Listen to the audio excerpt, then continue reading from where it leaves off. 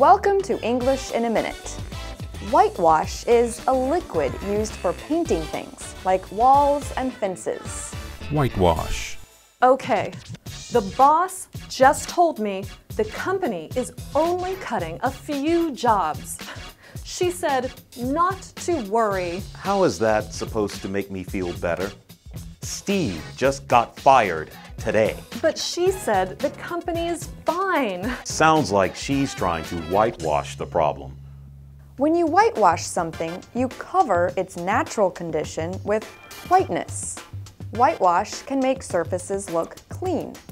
But in conversation, whitewashing means to make something wrong or illegal look okay.